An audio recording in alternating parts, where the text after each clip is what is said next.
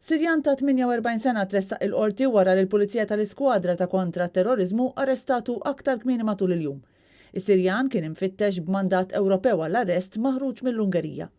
L-istess mandat ta' arrest jindika li Lojja għal Jedla kien qed ikun infittex fuq traffikar ta' persuni kif ukoll fuq suspett li ffaċilita permessi illegali ta' dħul u residenza.